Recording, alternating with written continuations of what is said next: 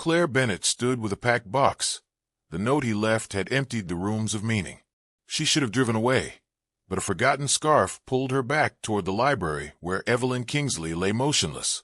A ledger was spilled across the floor, pages fanned open as if whispering accusation.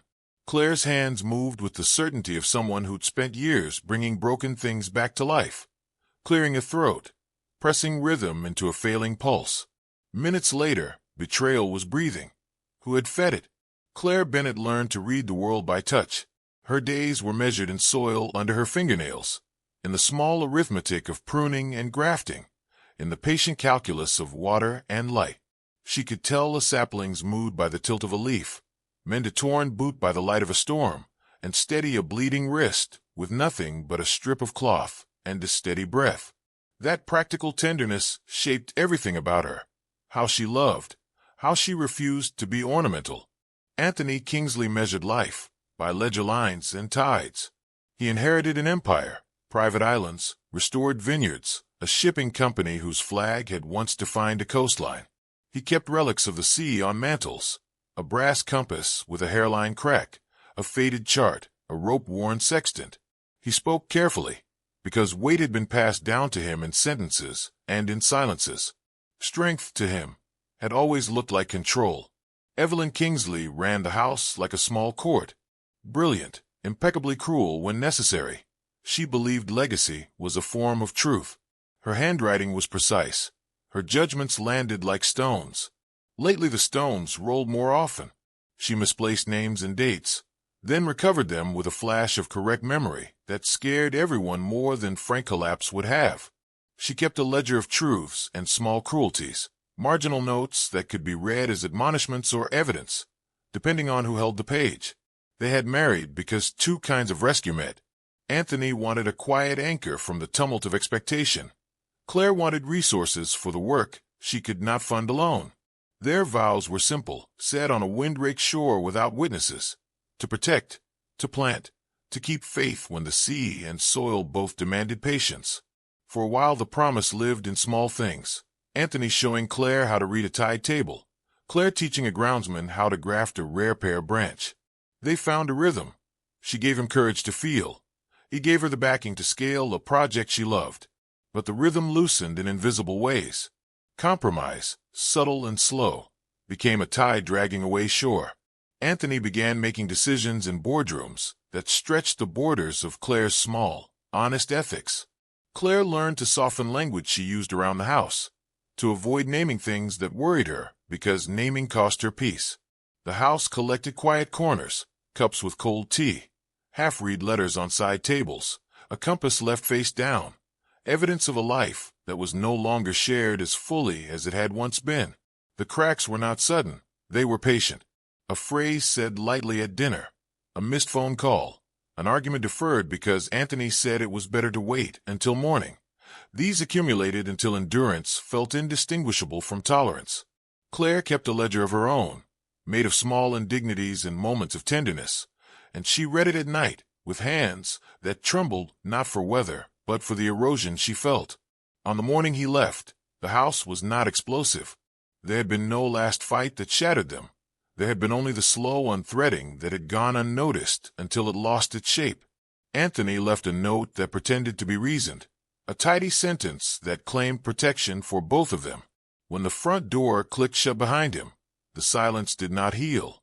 It widened, echoing through rooms that had once promised refuge.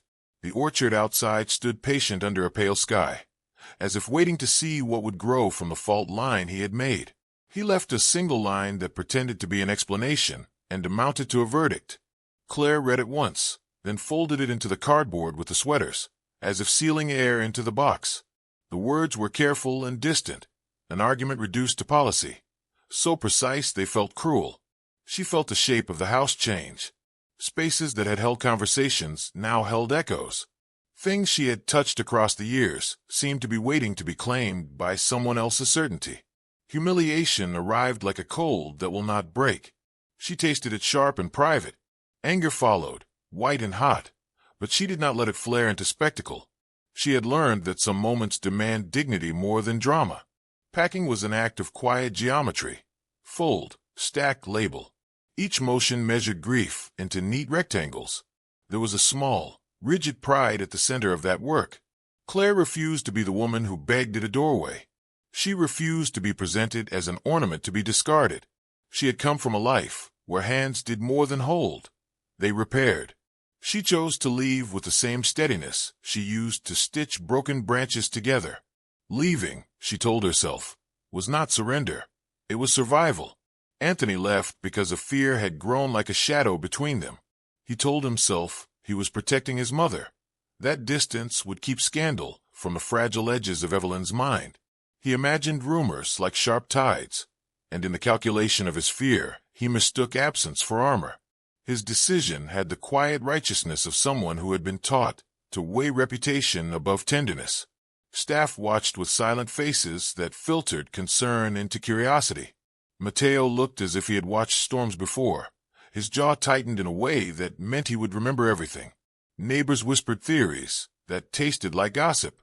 The house turned these whispers into small storms, glances, avoided questions, the soft rearrangement of loyalty. Claire's hands tightened around the collar of a sweater.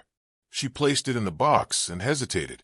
There was a small thing she had left behind, an object whose absence felt like an unfinished sentence. She could drive away and let the silence be absolute, but something pulled her back.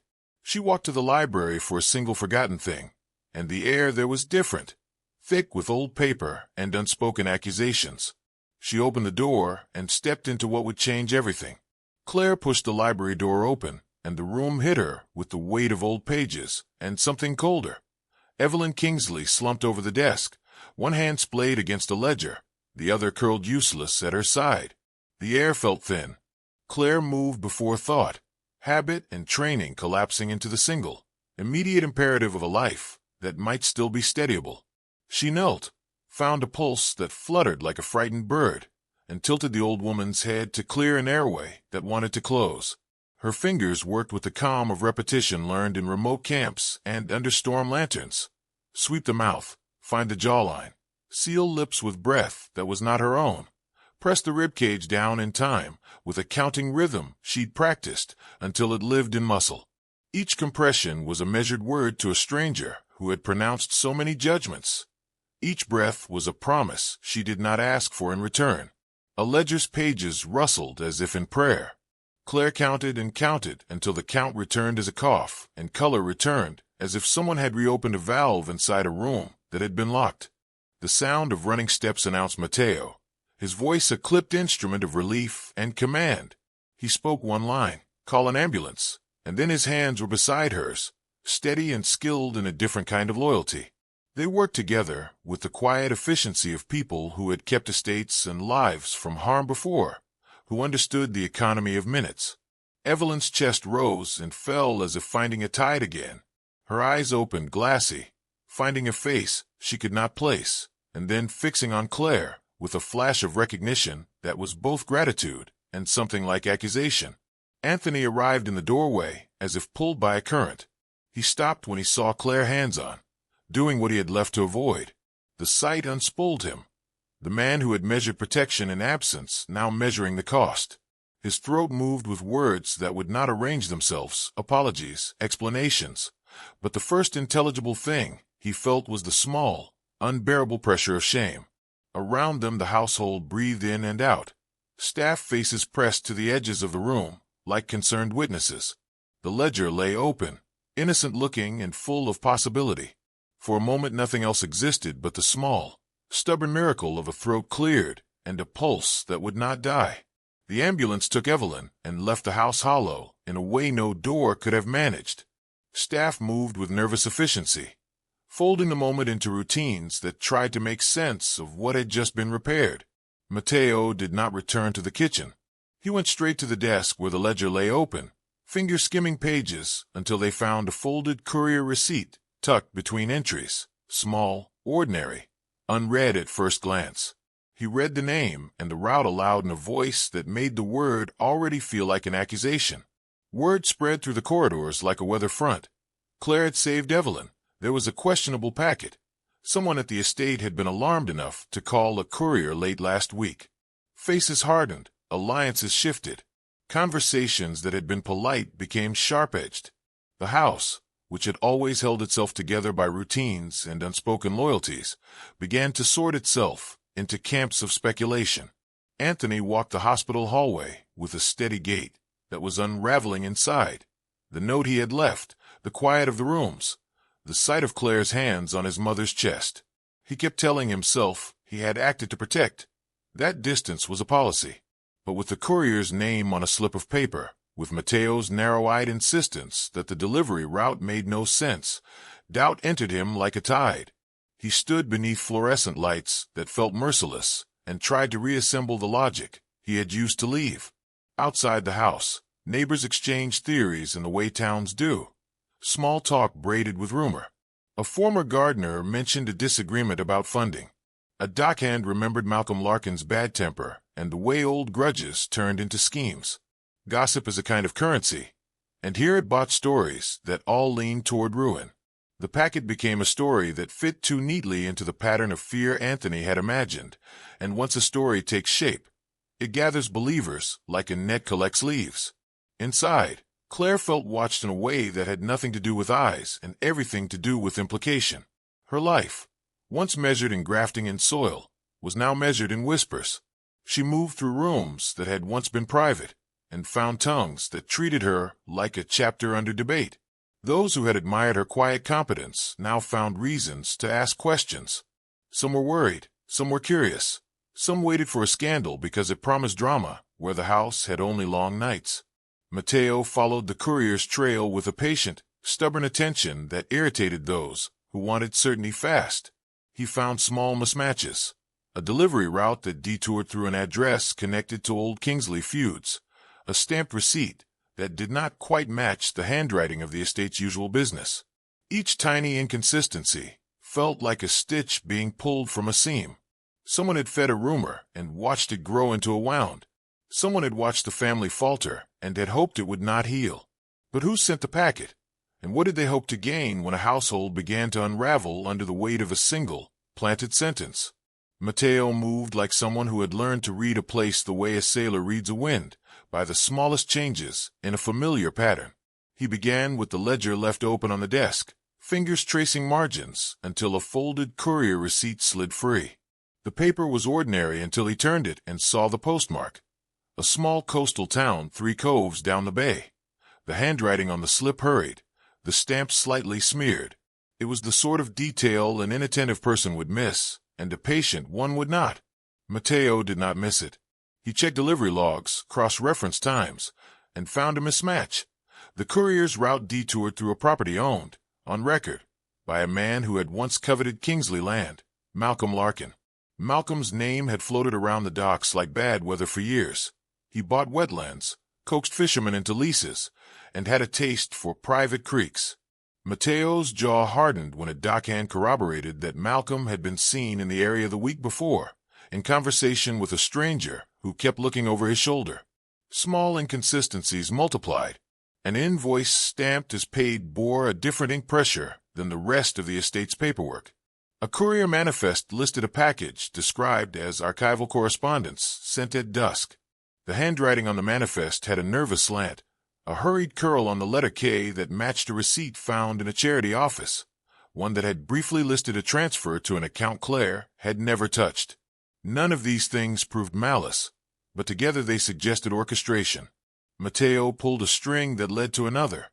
A security camera at a service gate captured a shadowed pickup the night before Evelyn's collapse. The license plate was partial, but the frame showed a sticker from a boat repair shop where Malcolm's men were known to leave their trucks. An employee remembered a man asking about Evelyn's schedule and whispering about timing and pressure. It began to look less like coincidence and more like a plan. Then came the entry that changed tone, a note in Evelyn's hand about a misplaced page, a misshapen date circled with the kind of anxious perfection she used when she feared forgetting. Mateo compared paper fibers, found a matching tear pattern on a file from the Foundation's records, and realized the page had been taken, then returned, its edges roughened by someone who had rifled it and then panicked. The pattern suggested someone who knew where to look and whom to unsettle. Tweak a number. Let reputation do the rest. The motive was clear enough: create distrust, watch donors hesitate, and buy access to land while the family repaired the breach. Malcolm stood as the hungry figure who could profit from a Kingsley fracture. But evidence is a ladder you climb slowly. Mateo had a route, a motive, and a suspicious sticker on a truck. He did not yet have the single smoking link that would let him lay the accusation at Malcolm Larkin's feet and clear Claire's name without leaving any doubt. What he had was momentum, and momentum, in a house that lived by appearances, can topple the tallest certainty. Mateo's file sat between them like a folded verdict: courier routes, the smeared postmark, the truck sticker, the ledger page with its ragged edge. Anthony read until the room blurred, then read again, as if repeated letters could rearrange the past. The proof was not a shout, but a series of quiet truths that, when assembled, left no comfortable corner for denial. He felt the weight of every careful sentence he had written to himself the night he left, the rationalizations that had felt like armor, and recognized them now for what they were: excuses. He met Claire in the orchard because the house felt too full of ears. The soil smelled of rain and something stubbornly alive. Claire's hands were dark with earth. A small sapling leaned under her touch as if listening. She did not stand to greet him. She simply held the place she was making, and the stillness between them made apology complicated and necessary. Anthony began with the small things. He explained what he had read in the packet, how numbers and a forged line had looked like truth in the dark, how fear for his mother's fragility had narrowed his vision until leaving seemed the only reasonable act. His voice cracked on the word protect. He did not craft a speech of grand remorse. He offered the raw admission of failure. Claire listened without flinching. Her anger was not theatrical, it was calibrated. She told him what leaving did in practical terms. It punctured trust where trust had once been the marrow. She described nights folded into boxes, a community's whispers, donors who paused, and the private humiliation of being assumed guilty without a hearing. She said the thing that most unsettled him. She said she could have lived with the scandal if he had stood with her through it. What she could not abide was the decision made on her behalf. She demanded accountability that could be measured, not promises that sounded like absolution. She asked for 3 things that would bind him to repair: a public clarification to donors and staff acknowledging the mistake, structural changes to Kingsley oversight with independent trustees, and daily presence, small, visible acts that would prove commitment over time. She wanted transparency with the foundation books and a seat at the table for every decision that affected her projects. She wanted him to stop treating protection as distance and start treating it as partnership. Anthony heard each point like a summons. He asked for conditions he later realized were cowardly.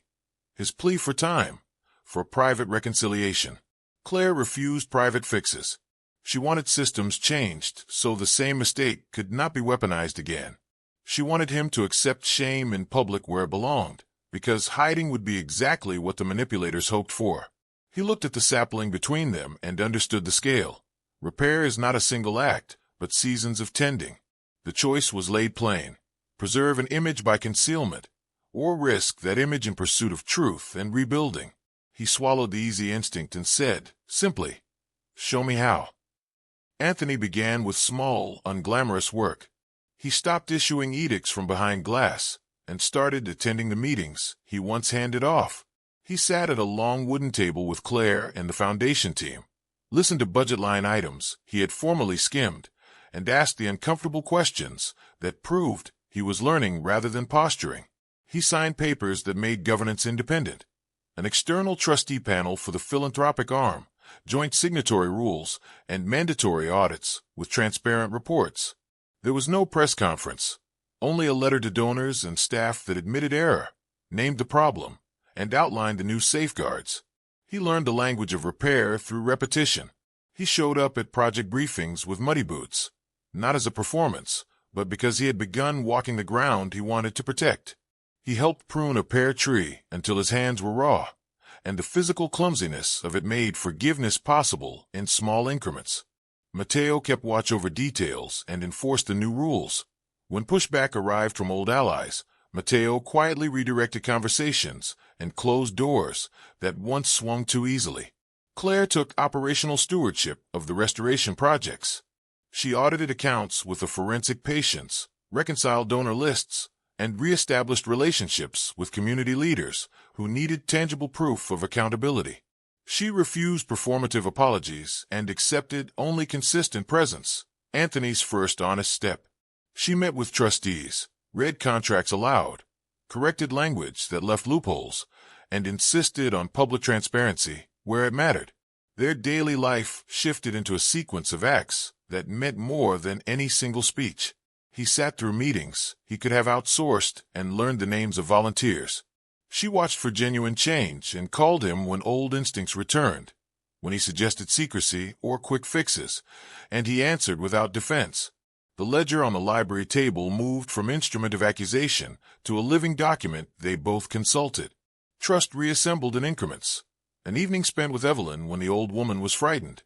A morning when Anthony read fund reports aloud to Claire. A donor restoring support after seeing independent audits. Each small right choice stacked into momentum. Yet memory is a fragile weather. Evelyn's recollections remained erratic, sometimes cruelly precise, sometimes lost. Then came a morning the house would remember. Evelyn reached for Claire and named her in a way neither of them expected. Evelyn's lucidity arrived like a weathering break, sudden and brief, a clear window in a fogged life. Claire stood nearby, pruning shears in hand, and Anthony hovered, palms raw from digging but still clumsy with intimacy. For a long breath no one spoke. The world outside seemed to loosen its hold. Evelyn reached for Claire as if remembering a choreography of care. Her grip was light, but precise. She looked directly at Claire and said, with the blunt, ragged honesty old people sometimes allow, "You are my daughter." The words landed like a benediction and a reckoning at once, neither a tidy absolution nor a legal pronouncement, but a human recognition that mattered more than paperwork. Anthony heard in that phrase a permission he had not known he needed, and the measure of his relief was sharp and immediate. Claire did not collapse into gratitude. She accepted the naming as a fragile gift and laid her hand over Evelyn's with the calm of someone who had learned to hold things steady when they might not last. The moment reframed everything less as closure and more as a charge. Love would now be tested by daily tending, not by declarations. They chose to marry again in a small and a quiet place. There was no fanfare, only chairs brought from the house, Mateo with a thermos of coffee, and a parchment with simple vows Claire had written like work orders, promises of presence, of transparency, of tending. Anthony's vows were fewer words but honest. To stand without hiding, to accept shame where it belonged, to build structures that could not be weaponized. Claire's vows were practical, full of the language of repair, to hold him accountable, to insist on truth, to keep the soil they both loved as a measure of their care. They exchanged rings. The marriage was not an erasure of what had broken. It was a deliberate rebinding. They promised presence, and in that promise lay the real, quiet triumph. True love is not a single spectacle, but a daily sequence of small, courageous acts. It is the willingness to be seen at our worst and to choose repair over reputation. When fear drives people to hide, healing begins when someone admits error, restructures power, and shows up without performance. Second chances are not free gifts, but earned through transparency, accountability, and patience. Tell us below, would you forgive someone who left to protect you? Or would you walk away? Share your experience or what you would do. We read every comment. If this story moved you, tap like, share it with someone who loves second chance romances, and subscribe to Zenith Inspiring Stories for more courage and quiet love tales.